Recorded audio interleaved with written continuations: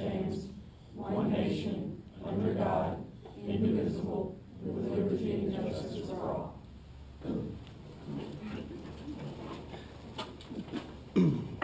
Our first item is a minutes. We have two minutes from our regular meeting and then our special call meeting.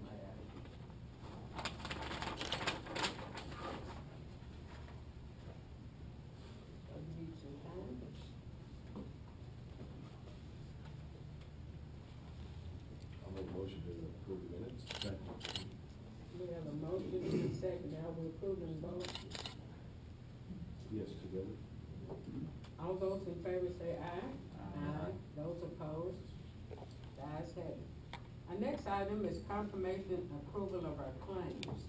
Claims this month for a total of $337,877.48. Is the total amount that we paid. Fund 1 in that amount was $188,867.97. Very similar to this time last year. It was $179,963, so almost $180,000. So about an $8,000 difference. And primarily were three areas that made this one a little more. We did do some work in the middle school gym door particularly, and some other doors in that area for a little over $2,000. We did purchase a Cambridge educational package for ACT practice test this year.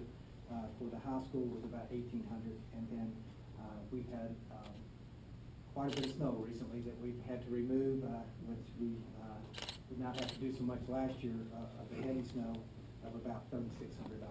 So that's primarily your difference in the total of the claims. I think everything's in good order. In our Fund 400, in our debt service, we did pay bonds of $57,694 on a bond series.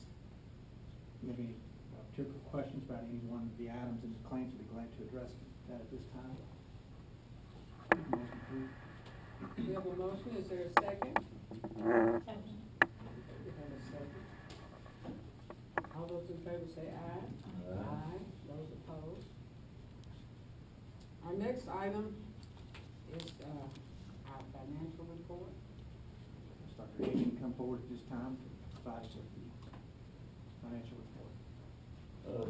Financial waters are very quiet this time of year. There are a few things though I want to mention to you. We did resell the bonds. Remember Joe Nash was here, and the sale was a little bit better.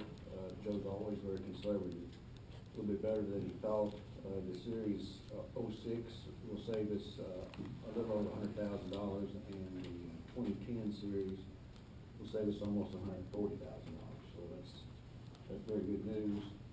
And if you look at your first sheet here, you'll see we transferred about $1.6 million to the from the property tax code to the bond payment code. Some of that will be used to pay bonds, and some of that will be moved to the general fund. You're going to do that today. It doesn't show it because we didn't transfer the money, but the still the spirits has come in, and that will show next year, next month. And then in the utility code, we budgeted a little over $1 million, but it looks like we're on track to do about $1.2 million. So that's good news. And finally, I know I told you I wasn't going to mention this until it was done, but it's not done, but I'm going to mention it. The roof is still got some flashing issues in the shop area, so we haven't ended that project. But I say that to tell you that we have about $160,000 in that account, and it'll take about $75,000 to finish it up. I'm going to try to get a plan for you to approve later on to do some work in the auditorium with money that's left over. The auditorium's got a lot of issues. We're going to work with architect to see if we can come up with some sort of plan to straighten out some of this stuff that's going on. So we'll come with that plan maybe 30, 45 days out. It's not water leakage, is it? No, it's just the lights and ceiling, stage area, it's just a lot of issues there. Major issues with the lighting system itself has suddenly just stopped working almost all the time. I think that was a lot of It's like a gym with somebody in there just all the time. Anyway, that's what we can do that with the money that's left over, and that's what we're gonna plan on doing. Question on, page 76 and 90 on this, they were all zeroed out in most columns, was it just a data error when we pulled it through on the computer? The Munis page 35.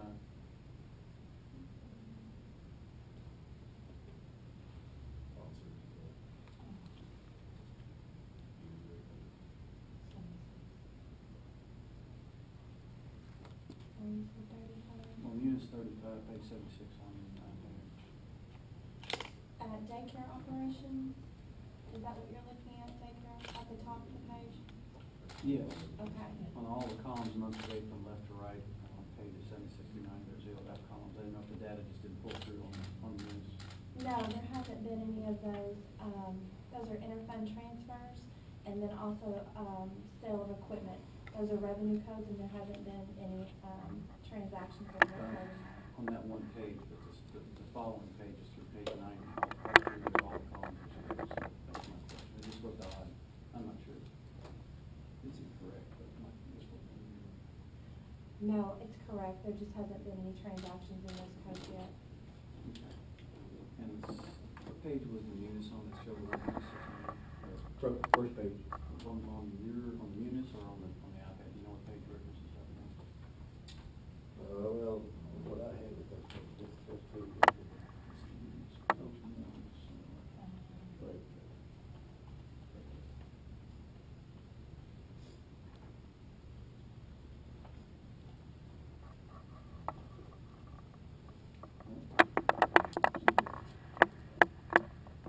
It should be the first page following the balance sheet.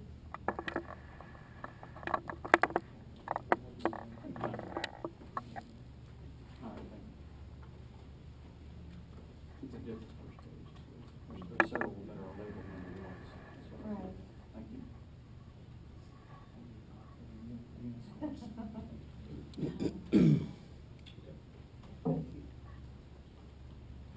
Our next item is our superintendent's report. Superintendent's report, we've got a lot of items today. I'm gonna pass a few sheets of paper down to you. Recently, we were, have been, very blessed to have a couple of, our folks in the newspaper, and I just wanna take a second to take a look at this. The first being Ms. Kathy Reed, who was recognized, in February for, the Black History Month, and particularly being the first African-American female to serve on this Board of Education, which I think is very significant. And the fact that we've had, in our 106 years, we've had 38 board members, and she is the first African-American female. So very good information about Ms. Reed. And I just want to take a second and just review this with you, and much to her displeasure, I can assure you that one of the things in the middle column that I thought just really summed it up, said something about her being very humble in her accomplishments, and she often diverted the attention to other people.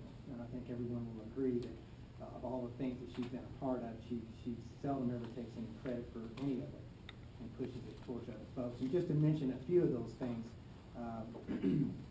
that Kathy has been involved in since 1990, she has been a part of many positive additions to our school system. I'm just gonna name a few of them right off the top of our head. A full-day kindergarten is something that folks take for granted. The state still only funds half of full-day kindergarten. We've been doing full-day kindergarten for a long time. Kathy was part of that decision early on. Our early childhood education with not only 4-year-olds but also 3-year-olds, first in the state to have that program. Our year-round education calendar, one of the pioneers, the second in the state to have a year-round education calendar, and one of the few that are still doing it, as a matter of fact. very instrumental in supporting our adult ed program that not only supports folks in the Bardstown City School System, but also in the Nelson County School System. We basically do everything that needs to be done for adult education. She's been very instrumental in the plans for the future growth of our school district. She's been a huge supporter and proponent of special education and has helped us, and I strongly stand on this, that we are the best special education program in the state of Kentucky without a doubt. She has supported the school system in increasing our minority employees. She has seen in the past 10 years minority employment absolutely double, in some cases even more. So over 100% increase in that area. She is probably one of the greatest, I think, contributions that she's made to this community is back when adult grouping was a common thing among school systems. Unfortunately, that's still common in some school systems, but certainly not in this one. And she was very instrumental in the 80s with the Concerned Parent Organization to help us go a different direction in that and give opportunities to all children. So I think those kind of things, especially that particular item, is really what drives us today academically, and that's something I'm very grateful for. Ms. Reed. Also, one of the final things I want to mention to you is that she credited, once again, and rightfully so, her parents for giving her this desire to serve the community, and I really love this, excuse me, this quote. It says, "They taught my brother and I to be involved in the community and to do it expecting nothing in return." And what an awesome message for all of us, adults and children.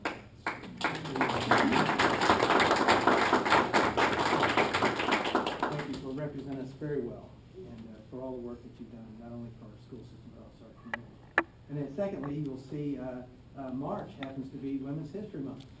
So if you'll notice there, 4 of the ladies that are mentioned in this article locally, Miss Dixie Hibbs, of course, Franklin Hibbs' wife, Margie Bradford, who served on this board for 34 years, and of course Kathy, who we just talked about a little bit there. And I will say that Bonnie Cecil is also mentioned, and Bonnie has done a lot of work with our school system, so we semi-claim her. So all 4 of the folks that were highlighted have been very instrumental in this area as well, in women's history and what they've done for our community. So I just bring that to your attention, 2 very positive things. We appreciate the Kentucky Standard covering those items for us and giving us such positive press.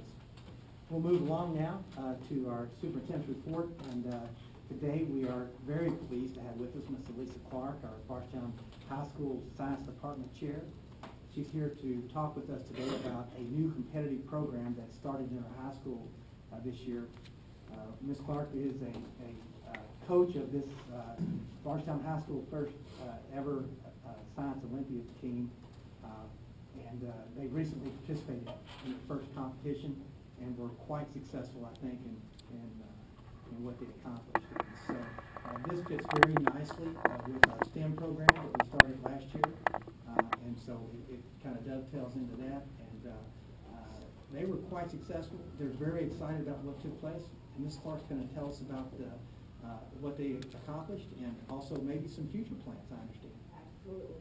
So Science Olympiad is a 23-event team competition where students take some written assessments, they do some laboratory activities, they design and build various contraptions and machines.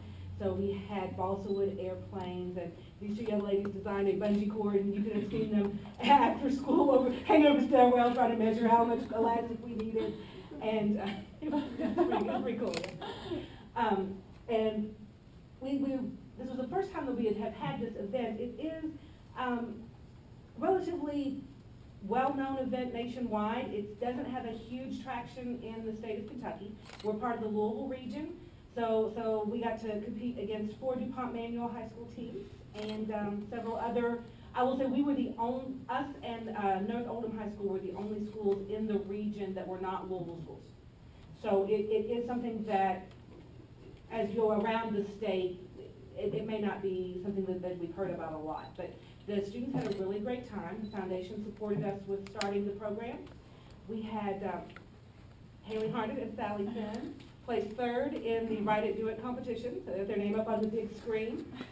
We were only 2 teams out from qualifying for the state tournament in our first ever event, and had it not been for the week of snow that put us behind, I think we would have definitely qualified for the state competition this year. So we're going to probably have 2 teams next year because of interest in the program.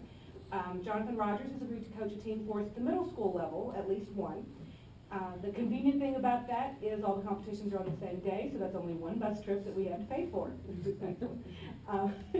I think that we're going to be able to come up with some funds to send a coach to a summer training so we can really figure out what we're doing.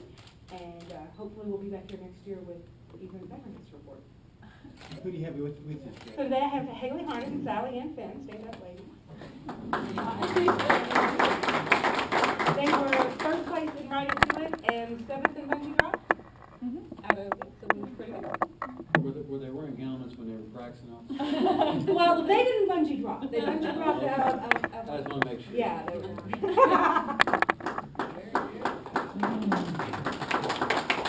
Haley and Sally, thank you so much for representing us so well. And Ms. Clark, thank you, board members. This is a caliber of person that you have working in the school district. Let me tell you just a little bit. She is a very busy person. If you've ever entered her classroom, I don't know how so many things can be going on at the same time. It's just happening constantly, and it works very well in a very positive way. But then she takes on another project, and she fills out an application for this program with the foundation. It takes a while to do that. She prepares it. She comes and speaks to the foundation. She gets the money. Then she volunteers as a coach for this program. And so this is just really a special person. And Ms. Clark, we just thank you for all that you do. Thank you so much. Where is the classroom? It would be next to the library. What is your classroom number? 120. And going with our theme today, I like that you brought the one night. Oh, yeah. Well, that's right. In science, it's a very good point. Very good point, yes. Keep that up, that's right. Our next item, we were talking a little bit about our speech coach, Mr. Gary Allender. He's worked with us for 9 years. He spent 5 of those years as assistant coach, 4 of those years, the past 4 as our head speech coach. And over that time, he has taken a number of our students to the Kentucky High School Speech League, and that's called KISSL, for another acronym for you to remember. The first year he did this, the first 2 years, we had about 5 students that qualified. The past 2 years, he has had 10 students each that have qualified for it. So he continues to grow this program. Once again, this year, he'll be taking his duo interpretation teams. I understand they have qualified for the National Catholic Forensic League competition in May, and will be attempting this weekend to qualify for the National Speech Debate Association, and the national tournament is in June. So one of the reasons we have him here today is that earlier this year he was selected as the James Graham Brown Speech Competition as the top speech educator in the Louisville region. But folks, it doesn't stop there. This past weekend, he was selected as the Coach of the Year for the KISSL State Tournament. And so, Mr. Allender, congratulations.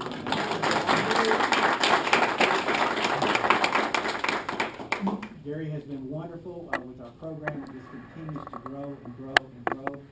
And he is here today. We want to recognize him for what he has accomplished, and we also want to recognize a few students he brought with him. So, Mr. Allender, tell us about this. First off, thank you guys for inviting us again this year to be a part of the board and to do a presentation about what the speech team, what it is and what these children have accomplished. Because everyone here without fail will start holding their ears because they've heard this from day one. I've shared with them that to me, it's never about the trophies. It's never about the awards. It's about the time that I have prepared prepared them for the first time they sit across the desk from the college admissions director, or the first time they sit for a job interview. And they can present themselves in a positive manner. I have been successful. So today, I brought 3 of my only seniors this year on the squad, and I've asked them to share with you what speech has meant to them for their 4 years, and also their future and what that holds for them, okay? So I'm going to call Ms. Alicia Luckett, Mr. Balin Smith, and Mr. Elijah Rosenbaum. Balin and Elijah, as Mr. Hospaul referenced a while ago, have qualified for the Catholic Forensic League National Competition. They finished 2nd place in that competition this past weekend, which, by the way, 2 weekends ago, which, by the way, is the top teams in the Kentucky area. Now, they're not just from the Louisville region. These teams come from all across the state of Kentucky. This weekend, they're going to compete at the National Speech and Debate Association National Preliminary Competition, and if they finish top 2 there, then they will get the opportunity to go to Dallas. So I'm turning the floor over to these folks. Thank you, guys. However, I was asked to explain what speech has meant to me.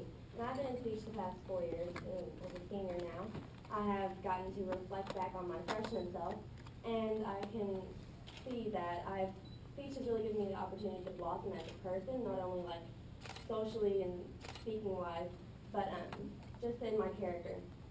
And it's also given me the chance to become part of a network of students and educators who share the same interests as me.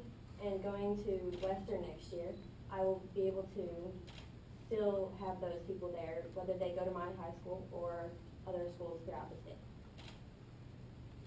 Speech to me has really, since freshman year, really opened my eyes, because speech has such a diverse group of people. Like Mr. Allender said, we're in with the debate kids, so we like to debate a lot. And so you definitely, you know what you stand for really quickly, and you know how to stand for it. And the diverse group of people has really been awesome, even if you disagree with people. You know, I mean, you love everyone around you. And really, I mean, the 2 guys, and girl, standing next to me are my 2 closest friends, so speech has done that too. I'd have to say that what speech has done for me, at least, is they ranking. I started sophomore year. I didn't start freshman year, so they had a curve. Speech for me, I know that they've talked a lot about diversity, but I don't think that we can emphasize that enough. You have people from all political areas. I know people who have immigrated here from other countries through speech. I know people who weren't here in Kentucky originally, who have always grown up here, from Louisville, Lexington, Eastern Kentucky, from every walk of life, rich, poor, and you make friends with all of them. And I think that the biggest thing about speech that I enjoy is that it is hyper-competitive, but I don't think I've ever seen anyone really break anyone down. It's always constructive, even among myself and my competitors. We're always working on building each other up, because I think there's sort of a mentality of, if I'm going to beat you, I want to be the best, but I also want to beat your best. So. Well, I have a question for the 3 of you. In today's culture, you're obviously an exception and exceptional all at the same time. But how do you feel that does this change the way you relate to your contemporaries and peers in terms of today's society with texting and all those type of things? Do you find a problem with some of your own, kids in your own grade and stuff? Because you guys have gone out and done this, but a lot of folks there, all they do is this. All they do is look at thumbs. So just get your thoughts on it. I feel like maybe students that do speech, their maturity levels are a lot higher. I don't really know why, but they're just higher educationally and socially. All 3 of us, and from what I've seen anyway, to an extent, are a little bit introverted actually, but I mean, Speech forcibly ripped us out of our shells once again. right, like, I'm not extremely social, but I can stand up in a group and Yeah. speak fairly easily. I know I probably have a problem with my phone. I I'm trying to, I think over the summer, I'm gonna like take a month and just pull it. See how that works. Yeah. I would like to add one more thing in there. I'd be remiss if I didn't point out that Balin and Elijah finished 6th place at State Kissel this weekend, and Elijah finished 5th place in original oratory. So he and Balin both competed, and then we'll be doing it this weekend, original oratory. They had to write their own oratory. I'm a speech coach. They had to write their own oratory, and so they have pretty powerful oratories. Along with that, Elijah at the Catholic Forensic League was also elected and awarded the Ruth Blair Service Award at that competition for his service. And I can do this in front of him. Will that be okay in front of all you guys? He also won a $150 scholarship that day. So congratulations. Elijah? Have you ever considered broadcasting? I'm actually going to be here for the rest of the meeting, covering the minutes and the events for WOKH. At present, I have a job there, and I hope to keep it. I heard people on the radio, on TV this weekend, broadcasting games, your voice far exceeded theirs. Well, thank you, sir. Mr. Roby, last year he finished 2nd in the state in radio broadcast. Well, there's just one more item with this group, kind of on a sad note, and I try not to influence your decisions, but I'm going to influence you on this one. I hope you will not accept Mr. Allender's resignation as he's going to be retiring. No way. So, sorry about your luck, sir. If you just want to retract that letter, that'll be fine. Don't bother writing. So. Thank you all again for wonderful work. Thank you. Thank you. I do have one other item to share with you. It's a little bit bittersweet for us, for me, particularly my friend, and I also consider my colleague, Jennifer Brody right here. She's going to crawl in a hole on me also. But today will be her last board meeting. She'll be covering us. She'll be moving her skills to the Cincinnati area, and that sounds pretty exciting, really. We're really excited for you. As I said, it is kind of bittersweet for us. Jennifer, we appreciate the relationship that you built with us. We also appreciate the fact that you put so much emphasis on trying to get it correct and trying to get it right. And in your business, the nature of the newspaper business, deadlines just constantly coming at you. I know that's very difficult to get it right, but you go the extra step. You take time to communicate with us and make sure that you get it right. We want you to know we really appreciate that. We're going to miss you, and we want to wish you the best in all your endeavors. So, thank you so much. Go big city on us. No, yeah. Madam Chair, that's all I have in the superintendent's report today. Okay, our next item is focus on delivery targets. We have the Bardstown Early Childhood Education Center. As you know, we have, this will finish up our series of focus on delivery targets for this year. Each of our schools have presented, and Michelle's with the Early Childhood, our 2- and 4-year-old program. And it'll be quite interesting to see how what Michelle's going to tell us, how she prepares our students as they enter kindergarten, and perhaps will probably give us some information maybe on their kindergarten readiness. And so Michelle Shaw. Thank you for letting me come today and brag a little bit about early childhood. I have highlighted for you here just a brief overview of our delivery targets for the year. I'm going to start with math. This time last year I shared with you all that we had 3 teachers who were attending a statewide math initiative for early childhood, and that's called Erickson Early Math Collaborative. The Erickson Institute is actually in Chicago, and it's a grad school that focuses in child development. And they felt like several years ago that we weren't getting to the root of how to get kids a really strong foundation in math. And so based on some research, they have written a book and provide PDs, and we were able last year to be a part of that through Northern Kentucky University and the Kentucky Department of Education. And so it was interesting because the 3 teachers that said we want to do this are really strong, I would consider really strong math teachers already. But they came back and said, this is transforming what we're doing in the classroom, and we feel really strongly about it, and they shared with our staff what they were doing.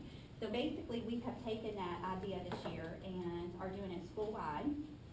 Each teacher has received a copy of the book, Big Ideas of Early Math, and this really is very preschool-oriented and very kindergarten-oriented, and what I love about it is it's taking the kindergarten standards and really leading us directly to starting kids with that foundational math in kindergarten with math in focus. So in talking with the primary school, the administrators there, this is just leading directly to what they need. And so basically what we're doing, we started in August, we stay after school a couple hours, one day per month as a staff, and we're sort of working at kind of like a book study. We go through a chapter. The teachers that were part of the program last year lead us through that chapter, and then we watch a DVD that has one lesson related to that, and then they take that lesson and they go back and do it in their classroom. So they're seeing a sample on the screen that's being modeled for them how to teach this, then they go back. And so let's say it's number sense, they're gonna go back to their classrooms, they teach that, and then they expand on it further. What we've asked them to do is, now you come up with, and it doesn't have to be off the top of your head, you can get online, you can use teacher resources, wherever, but what's another lesson that you could do that teaches the same skill in a similar manner? The following month, we come back together and they discuss how the lesson went. We talk about the data they collected from it and what it meant to them. They share the lesson that they brought so that each teacher leaves not only with the sample lesson from this book, but the one that they've developed and 7 others. So we're kind of developing a binder together of what are lessons that will teach this. And then lastly, we move on to the next chapter. So it takes us about an hour and a half to 2 hours each time. It's a long day for our teachers, but they love it. I mean, they've said that it's been very beneficial to them because it gives it time to soak in. Rather than sit through a summer PD of 6 or 8 hours, they're getting it in small increments. They go back, they implement it, and then they come back. So we're really excited with what's happening with that and feel good about the results that we'll get from that. The second thing that we've really worked hard on this year is when we did our ECRS review 2 years ago, one of the things that was noted was we were doing a lot of good things to prepare kids for school socially and emotionally, but none of it was research-based and we weren't real consistent.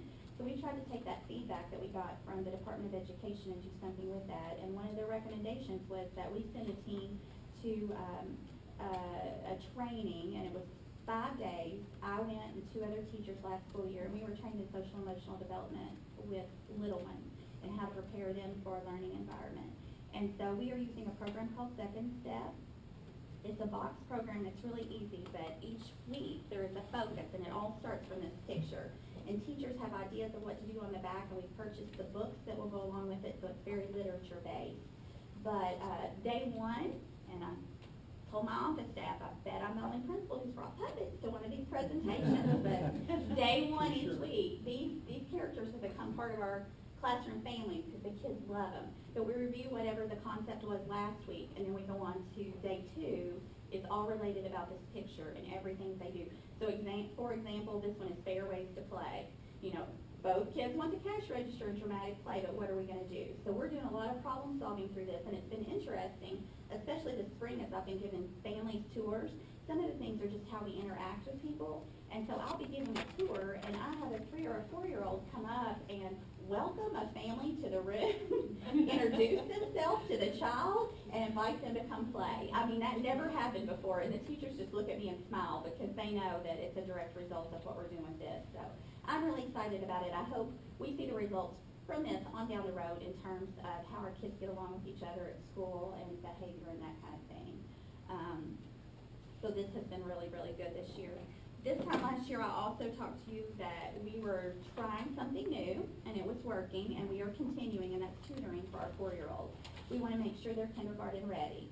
And so what we have done as a staff is identify by quarter what skills should this child already have. For example, any child that's entering our 4-year-old program should already know their colors. That's just a given. If we have a child who is starting in August in the 4-year-old program and they don't know colors or they don't know the basic shapes, then we are pulling them 5 to 7 minutes a day, and we are working on that skill. And we keep data on that, and once the child has shown us mastery for 3 days, we mark it as mastered. It has to be 3 consecutive days that they've shown mastery on that topic. So we do by quarter a list of skills, and basically how we're able to do that is anytime I have extra staff in the building, meaning maybe I have some students that are absent, we don't need a third adult in that room that day because the needs aren't as great, then those instructional assistants know if I have any extra time on my hands, whether it means students are absent or they're in physical therapy or the student I work with is in occupational therapy, I'm gonna go get the tutoring materials and the data sheets, and I'm gonna go tutor. And so that's been very, very effective. Again, that's with our 4-year-olds only. So we kind of even backed it even further because after we sat down and really analyzed our Brigance scores again, which if you remember Brigance, that kindergarten readiness assessment, the screening that's given in August, we take those results and we look at those to see how did our kids do that exited early childhood. I can't ever see every child because if they went somewhere other than Bardstown Primary, I won't find out their scores. But a good percentage of it go to Bardstown Primary and I'm able to see their scores. So we analyze those scores, and one of the things that we talked about is if we really look at the kids who scored not ready, could we have predicted it? In most cases, we could have predicted it. So what are we doing, intentionally doing different with those kids that we can predict? Can we look at them right now and say, as a 3-year-old, they really are not going to be on target for I want them in August in the 4-year-old program or vice versa for 4s going to kindergarten. So we spent a lot of time in October, November, December looking at those and talking about in December, every teacher compiled a list in their room at that moment, and we're just calling it our name and claim list. Who in this room is not ready for the next level? And then they reviewed that list with their entire classroom staff. And what are we going to do differently with these kids than we're doing with everybody else? What intentional things are we doing? And it really looks different from room to room. Some teachers, as soon as they break from whole group, they have something specific they do. Some have even set up a mini tutoring within that. But very intentional things with those kids, very intentional conversations with their parents, because that's the other thing that, the other piece that I feel like we've been missing is preschool is optional, and because of that, have we been intentional enough about what we've been saying to parents? Have we been honest and frank with them? Do they know what they can work with their child on? So that's been that other piece to that. So the last piece that I wanted to talk about was data analysis. We are spending a lot of time in the numbers, and this is not something that we've done at early childhood prior to the last couple of years, and we've had this really good data to go on, but it's been very helpful. I do want you to know that our total population in terms of how they did, and again, I'm only looking at those that fit into Bardstown Primary, but I think it's a pretty good representation of what left us. We scored, Bardstown Early Childhood scored 20 percentage points above the state average. And when I break, and as you know, I have tuition kids there, so I wanted to make sure that my tuition kids weren't the only thing that was swaying that. And when we broke that out even further to look at it, the state-funded population, meaning those that come from economically disadvantaged backgrounds or have an IEP or part of our special ed program, even those kids are scoring 12 percentage points above the state average. So really good, and I think we can attribute that to a variety of things. One, really incredible teaching staff in that building. And secondly, the fact that this board has made it a priority to use some Title I money to bring in those 3s that aren't state funded a year early. And I think that makes a huge impact on those kids, that we get them for 2 years for the rest of the state is only getting them for 1. Questions? Was it the early childhood or the primary school that is going to start the program identifying students before they came to you all at primary school, go into the home and interview the kids and sort of do an evaluation of them and have a program for them that are coming to the early childhood? Was that you all or was that primary? I'm not sure. I mean, we do a couple of different things. One, Sheila Calvert goes into the home. She's our parent coordinator. I'm thinking that's what he's talking about? No, it was a primary school. Primary. Okay. It's a reading program. Okay. But Sheila goes into the home, and I'll tell you one of the other really neat things that's come from these Brigance scores is we have a list of who wasn't ready. So Sheila Calvert, the parent coordinator, and I got together and I said, let's just do a little research and see, let's look at the kids that weren't ready at Bardstown Primary, the full list, not ready. Where did they come from? If they were not in a structured preschool setting, whether it was us or Nelson County Early Learning Center or wherever, Crocus, if they weren't in a setting, let's contact those families and find out if they have little ones at home. Because if this kiddo wasn't prepared, the next one probably isn't either. And so Sheila made personal contact with those families to see And this year was only one, but we got one more. And the mom said, does he have to come? And we said, no, we're not saying he has to come, but we think it would be a really good idea. We think it would help you out. And they came and visited one day, and she thinks it's the grandest thing she's ever seen. So just how do we know about those kids out there? That's how we figure it out. You know, we take pieces like that to figure out who's out there that could use us, that isn't using us right now. And Sheila's pretty amazing at tracking those people down. You know, that early childhood is wonderful and has such a great reputation. You know, it just amazes me that talk about rigor. I mean, you know, where early childhood has started, and you're telling me you all, it's amazing. And then I just had a question on the ECRs. Is that, I know we were working toward that, so, right? Yeah, Where are so, we at? the state is in basically they awarded preschool money back in the early 90s. Okay. Had never really done any checkup on that to see, is it being used appropriately? Do these all look somewhat similar? So, they set up a 5-year rotation called the preschool performance report. They were reviewing every program in the state, but it took 5 years to get there. They are in year 4 right now. They've got some districts still haven't been through it. We went through it, and the high score you could get was a 7, and ours was just above 6.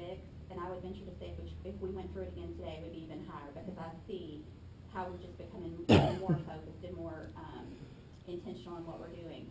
But so 5 years. So at the end of next year, right now KDE is looking at what do we do beyond this? Do we want to continue with the ECRs, or are we going to look at a different instrument for evaluation? But I feel like they'll still be coming in. The funny thing is that was really difficult. It was a lot of hard work to prepare for that, and it took a lot of time. And so last week we were trained in the accreditation process. Nothing. We got this because that was really hard. So I think the accreditation won't be nearly as stressful. I think what's amazing is what those 3-4-year-olds use those computers. That's unbelievable. Yeah. Well, we're primarily using iPads now, and so when we made that switch over, I had a teacher, and we've had them for a few weeks, and she sent them out, and I said, why do you not have your iPads out yet? And she said, I missed the training, and I don't really know what to do. I said, are you kidding? They all know what to do. Get them out. We'll tell you what app to put on. Get them out. And she was like, oh, you were so right about that. They know what to do. They're using their moms and dad's phones and iPads at home, but we limit how much time they can use on those. 15 minutes a day, no more than 30 minutes a week, because we want more of what they do to be locked into what we're doing within the room and that social interaction. But the apps that we put on there are based on whatever we're teaching at the time. So another spot, we can be very intentional about what they're doing on this. Okay. All right, thank you all. Thank you so much.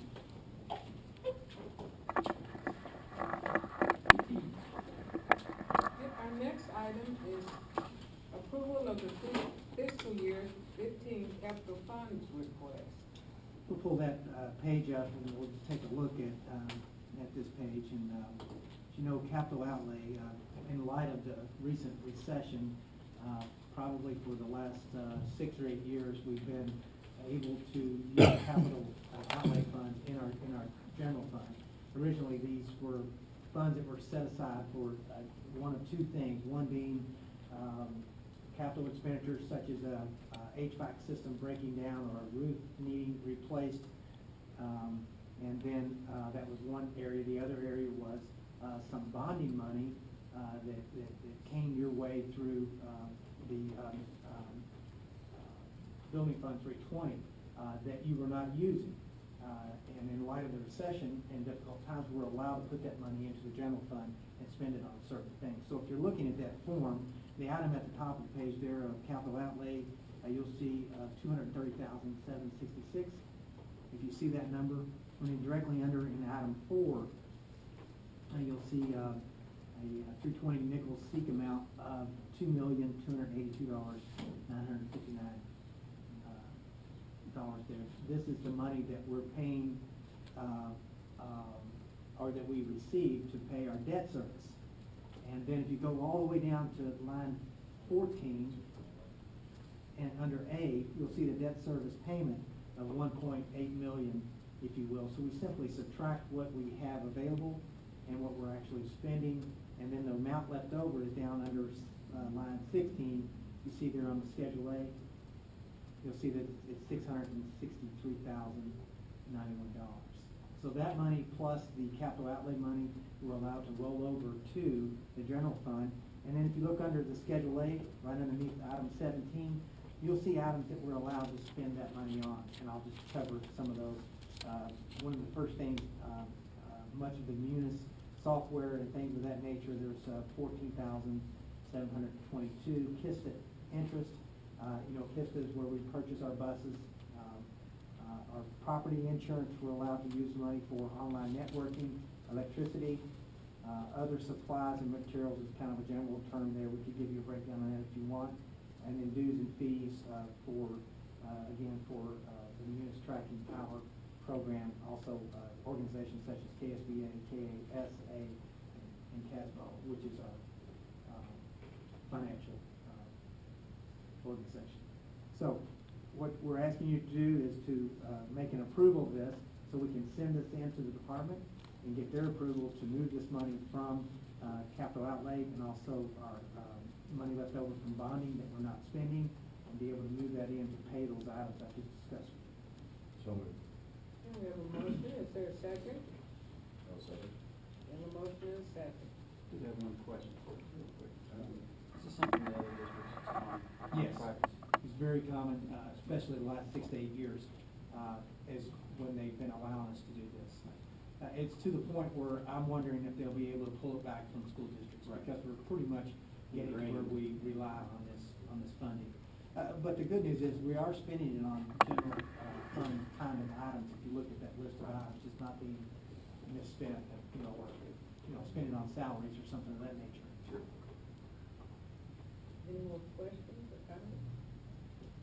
All those in favor say aye. Aye. Those opposed? The ayes have it. Our next item is approval of the revised code of conduct that was brought to our attention last month. Yes, the board has to take a look at these couple items in our code of conduct, and we did a little research, and we made a couple of adjustments in our discrimination line. And what we did there, we left everything in except for we put in sexual orientation, and then we also added gender to the list instead of just the word sex. And we looked at a lot of these across the board, and this looks like it covers it for our needs. So that was the first part. And then the second part was in our tobacco code of conduct for our students. We want to make sure we got that up to date. And what we did there, it's on page 12 in the code of conduct, but what we did there was we said students shall not be permitted to use or possess any tobacco product, alternative nicotine product, or vapor product as defined in the KRS. And when you add those two, and that's also is part of our board policy too, so we got that up to date. And there's also another little section back on the bus that talks about a major offense to use those products on the bus. So we think we've got this up to date, and I would ask that we would approve the update of our code of conduct. Make a motion to approve. We have a motion to approve, is there a second? Second. We have a second, any discussion? All those in favor say aye. Aye. Those opposed? Thank you. I'm not sure. It's still up there, okay. Next item is the approval of our 2015-16 SPDM necessary-based decision-making council staffing allocation. And just before Mr. Downs begins, he has worked very hard along with Dr. Hagan on preparing this information, but just to kind of remind you of what we're doing here. This is a Kentucky revised standard where we are required to give school councils their allocation. And we allocate, as you can see, there's a lot of sections here. We won't confuse you with the sections, but Section 4 is a certified staff, Section 5 is classified staff, and then there's instructional money, which is considered Section 6, and there is a Section 7 which we seldom have, and that's money left over that can be allocated back again. But just to give you some idea what you're gonna be looking at, so we will make these allocations to the site council. The site council will then discuss those among themselves, and they will decide how they're going to use the allocations within the building. We don't dictate what they have. Sometimes, particularly in the area of related arts, they are somewhat limited based on what they have there. But we're giving them the allocation, and in most all cases, Mr. Downs will tell you that we exceed the state recommendations. Mr. Downs? Okay, and what I'd like to do is maybe walk you through the primary schools allocation sheet, and they're all similar, but I can kind of walk you through this just to show you how we do it. And what we do is at the beginning, you see we're projected enrollment 668, and what we do there is we take the enrollment as of 1/8/15, January the 8th, and we rolled all the classes up, and then we try to predict what the kindergarten class would look like, and that would give us our numbers in every grade. And then what we do from there is, you'll see kindergarten, first and second grade all have a cap of 24 students in their room. So we take that cap, divide it into the projected number, and that'll give you the number of teachers that we need. And typically, that is all that you have to do by statute for each school. But we always go above and beyond because of your all's vision in that. And as you'll see in the related arts, we have PE, music, and art in primary school. And those three really don't figure into the allocation, but you got to have them to meet all the needs of students in the school. So those are the three, and then plus we have a principal, assistant principal, counselor, and a librarian. And that's where, when you get down into the first box, those 7 people make that up. The principal, assistant principal, counselor, librarian, and the 3 related arts are the 7 positions outside of the allocation of the teachers for the classroom. So therefore, that's where you come up with your total number of 35 staff members there.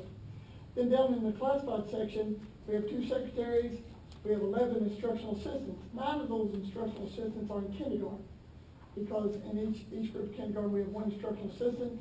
Then we have an instructional assistant in the library, and then 1 in the gym to meet those needs. And that's where we come up with the 13 classified staff.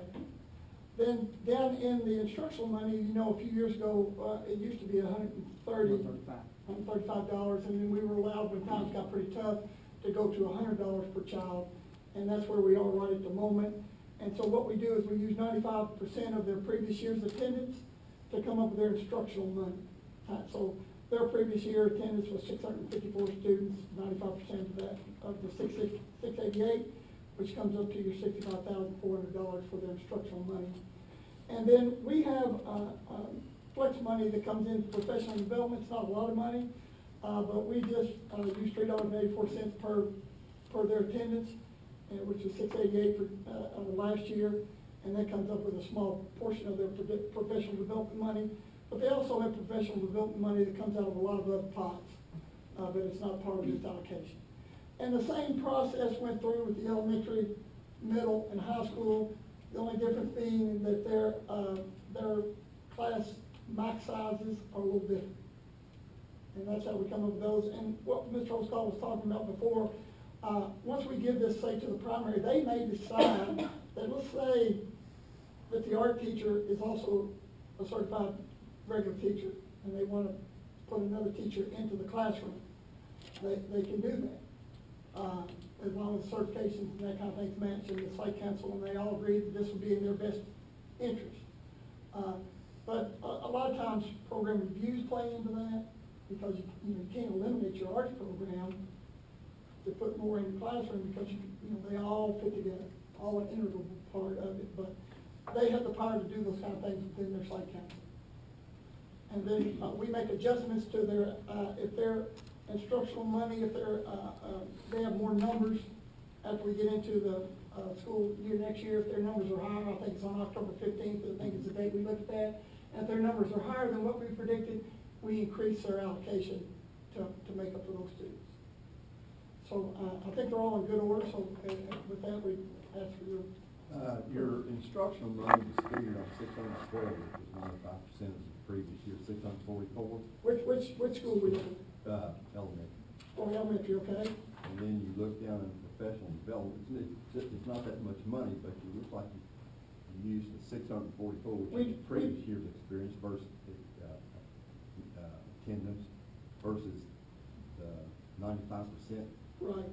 We get paid on our ADA on 95% attendance, and so that's where that difference is. For the professional development money, we go ahead and use their whole number. But the money that we get paid for, basically, every year we try to get 95% attendance. And if we get there, we're in pretty good shape. So we go ahead, sometimes we're a little higher, sometimes we're a little lower, but we use 95% to come up with their starting amount for their instructional money. That's where it comes from.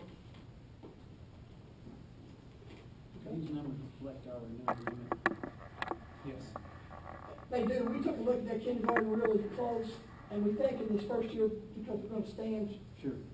steady, that we think we're pretty safe with that, but we'll have a better understanding next year Right. about this time. Okay? Thank you. So, we do need, the approval for the staffing allocation, is there a motion? There is a motion, is there a second? Second. Motion second, any more questions, comments? All those in favor say aye. Aye. Those opposed? Okay, next we are gonna talk about our technology. We need a whole hour for this. Too fast. I got a long list of questions. Okay. Well, Might be some tension here afterwards. We have Dr. Manley speaking to us today. Welcome back, J.W. We're certainly glad to have you back at the podium, and he's going to speak with us about our technology plan, our 3-year plan. I assume you guys have a copy of the plan in your iPad there. One of the major differences in the plan for this year and last year is that it's no longer required for us to have state approval of our plan for Universal Service Fund, our E-rate application every year. But the state still says, we want you to turn the plan in. So basically, I did make some adjustments to the format of the plan. If you look at the table of contents, we thought, instead of having a plan that's kind of hard sometimes to follow, we just make it a little more concise. If you're interested in our telecommunications under what we have. And so I basically just did really did a little more work on the outline and organization of the plan itself. It is a 3-year plan, and you have seen a part of the plan before, because a lot of the things continue over. And the components of the plan, Section 1 basically deals with the mission and vision. Section 2 kind of basically is our needs assessment. What's the current reality about our access to technology, our computer peripherals, common areas. Section 3 goes into goals and strategies, and you have those. And Section 4, communication, and 5, staff development, et cetera, until the final budget summary. It may look a little different in fact, but most of the information is kind of structured back in there the same way, just sorted a little differently. I'll refer to this this little handout. I always have a little cheat sheet to give to you. And this basically hones in on Section 3, which are our goals and what we're going to do toward those goals and that kind of stuff. If you are interested in numbers of technology items we have, you can look at on your plan in Section 2, basically, and that's a changing number. Whenever I don't use the stuff the year before. They say always use what's June 30th. Well, our inventory has been massaged all the time. So whatever the date I was working on, this one I was working in February. So basically I went to our management system, and that's, how many workstations we have, how many student workstations, et cetera, things like that. So if you have any questions on those type of things, I'll be glad to answer those. Basically, we have the goals. The first goal is I always try to think that's just voice communication, and technology is not a entity itself. All technology is provide resources, whether it be hardware, software, guidance, training, whatever, we need to support all the other instructions going on or all of the administration. So goal one, basically, is over the years, has kind of been just basically voice communication. What does technology do to provide voice communication? Then you see, basically, these are the same companies we've been dealing with for several years. We get our local and long distance through AT&T. We lease a T1 line, has 23 channels. We do that every year. Our Slater service, AT&T Mobility. Voice messaging is our one call system. Then we have our web pages. Then we have, with the City of Bardstown, we do a subscription with them to link up their A school to us. They can basically give us dark fiber to link those to us. So that's, goal one always kind of deals with voice. Goal two kind of deals with digital and print communications. And again, this is basically an operation of our school system.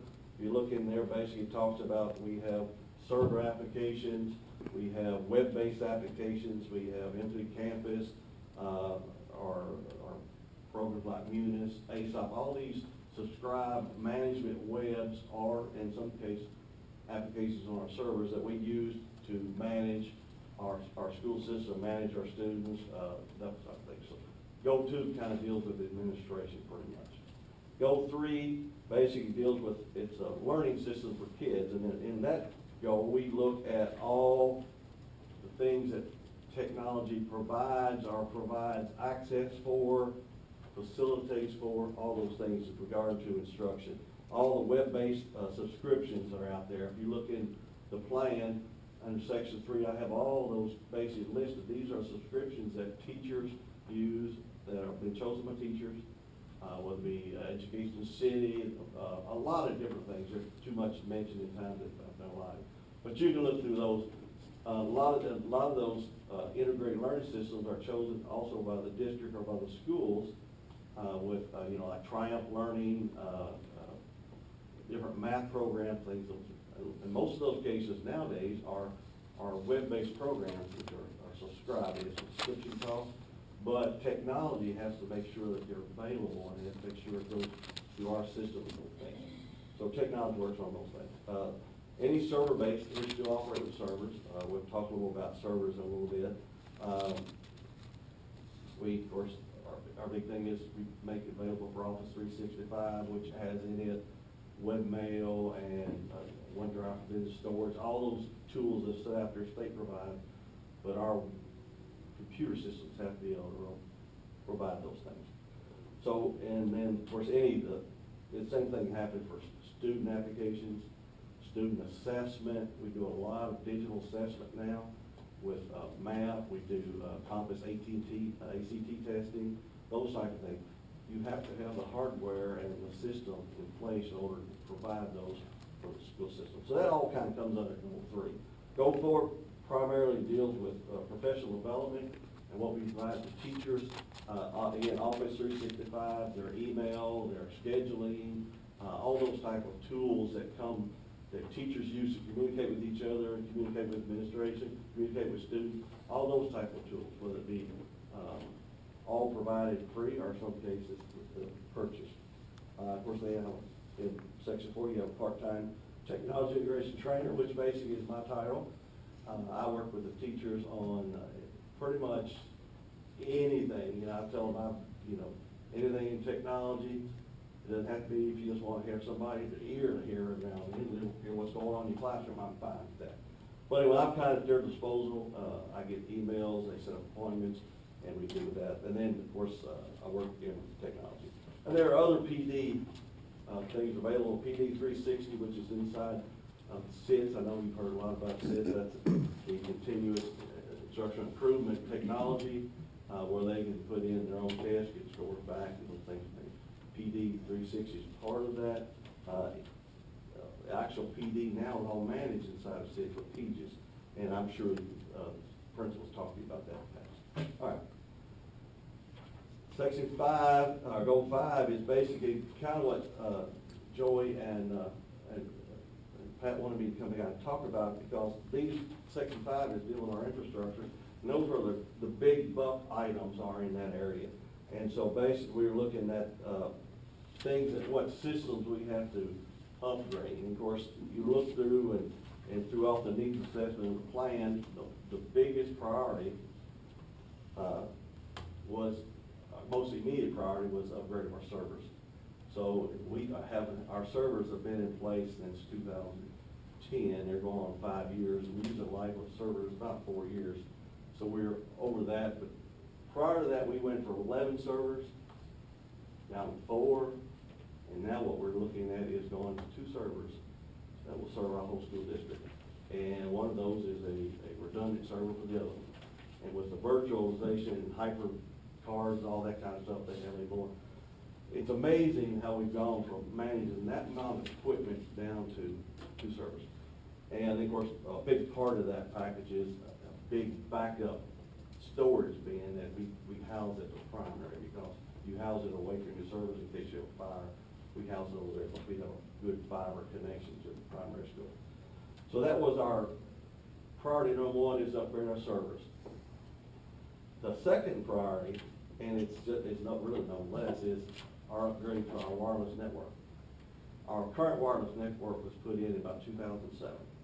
And we put it in, we did not envision, well, we someday we'll have to have it, but right now, for example, in this room, we have 1 access point in here. You guys can get all the wireless access you want. If we were to bring in 30 more devices like that system would really slow down. So part of the wireless is to create a density of wireless signals in every classroom and every common area, which means common areas with the board offices, auditorium, cafeteria, gyms. And so we're basically in the process of working with, we have just, as of yesterday, finished up our proposals for our Universal Service Fund application. And hopefully she's putting that on today, and so we'll know then, in about probably a month or so, where we're going to be funded from the Universal Service Fund for that project. And between the wiring and the wireless components of switches, and the other part of that, we were upgrading our LAN switches at the same time. So those 3 systems are all kind of combined in there. About $385,000, and if we get the funding, then we don't pay 20% of it, which is good. That's good math. So that's our second thing, the wireless thing and our LAN switches. We are doing something this coming year that we haven't done for several. We are entering a Microsoft software agreement where you pay a subscribe fee every year. We did it several years back, and it got up too expensive, and as we were getting new machines, we were getting the operating system with machine learning, so we were paying a subscription for stuff we were getting on computers. Well, all that kind of changed. So we're going to be doing that. So it provides, and part of that was for college readiness and work readiness. Because we had kids going out here, if you didn't go into the vocational classes, you didn't deal with anything with Microsoft Office. Just so you get to college campuses, that's the first thing, you don't even have Microsoft Office.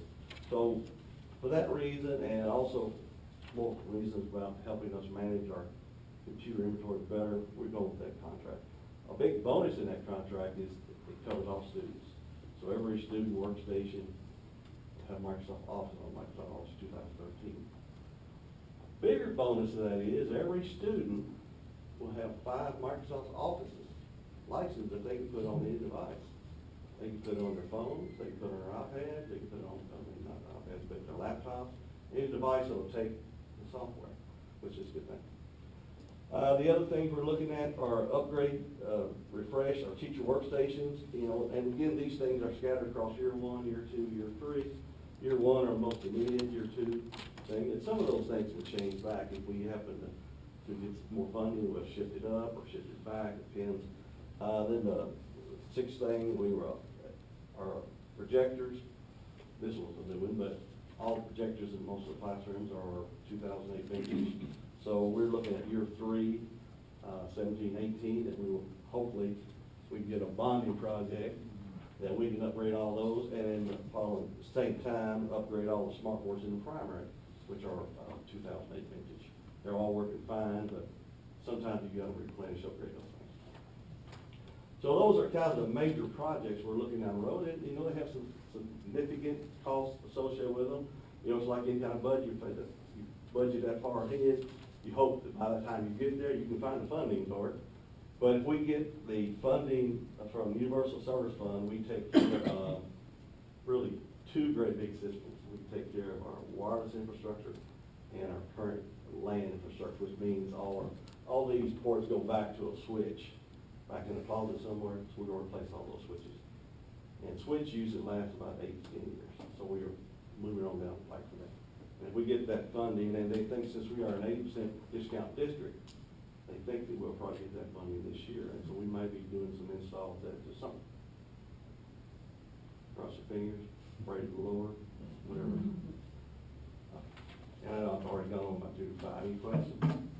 On this budget, on page 33 on the paper copy, I'm not sure what page it's on the iPad. It's closer to the back of your iPad. At the bottom of that page, there's, you may have covered this, provide a part-time technology integration specialist to build teacher technology capacities. Is that, did you mention that? Is that you? That's why I was saying, Okay. yeah. And then flip on over to 34. And mid-page there, hire a third network manager. Well, you know, of course, you can take a dream, and, as we get more of these devices, you know, I started with technology here when it first came in 1990. In the years, I had a technology coordinator, a technician left, and I hired Mr. Arnold, part-time, they hired him full-time. And then about eight or so years ago, we hired Roman Harden. So we have basically 2 technicians, and since that time, we have added all kinds of different systems, and we still have the same number. That's one of those, I'm hoping now, you know, 3 years out, that's just hopeful thing. Okay, yeah, thank you, sir. Yes, that would have to be approved by you guys for another slot. That's just hopeful. You were talking another time on the summary note about purchasing student handheld devices like iPads and Chromebooks. Yeah, if you look at, Say more about that. first time I heard of technology, we would actually, you know, collaborate with the principals, and we put on there the year 1, hopefully, and it's subject to if we get our wireless installed, that we would be buying some devices. Currently, we have probably 175 iPads scattered all across all the campuses, and primarily in the areas of special education. Right now, we're looking at, every time we can talk about, you know, buying a cluster of 30 devices with a charging station, Chromebooks keep coming back to the top on that, because they're about $200, $240 a piece. They're consumable. If it breaks, there's no repair to it. You just get a replacement. It's kind of a consumable type device. And so, you know, we keep looking for, is there a device comes out that's gonna be better than that one? But, our middle school really is ready to move on to that, to that thing. And of course, one reason he's not gonna lose a lab, because he's gonna be overcrowded. If we had the wireless and we had the devices, he can close that lab for a classroom, and he still has another lab, basically another 30 computer lab or 30 workstation lab with the devices. And, you know, it's kind of wait and see if we get the wireless. If he were to go on and buy the Chromebooks now and take them to a classroom, given our current wiring for wireless, they'd be very disappointed in performance, because if they scatter them out across the building, it'd be fine, but they bring them all to one location. That's where our density, we like the density. Other questions? I got a bunch, but I'm gonna just I meet up have with you later. one. You can call it business. I just have one question. And I see where, on the communication, there is the texting. I'm thinking 3 years. Are we really still doing with, you know, I can't believe I'm saying, are we still going to do voice communication? But is it really the one call in the next 3 years, or are we going to more Well, texting? that I don't know. Those type of subscriptions we have, I just extended those out because Okay. there might be something else. You know, there's capacity within our A lot of folks webpage. use Facebook instead of one call. Yeah, that's why I'm Yeah. wondering, that's why I'm like, You know, is there gonna be is that? texting replace that? Probably, you know, it would be a saving of money if you could do it by texting. Yeah. That you have to make sure everyone has an account that has texting, that, you know, those type of things. But 3 years out, I don't know, I really thought by this time in our, we wouldn't be about continuing to buy normal standalone student workstations. But as long as, you know, especially the high school level, as long as the state is doing testing where they're doing, we kind of have to have those.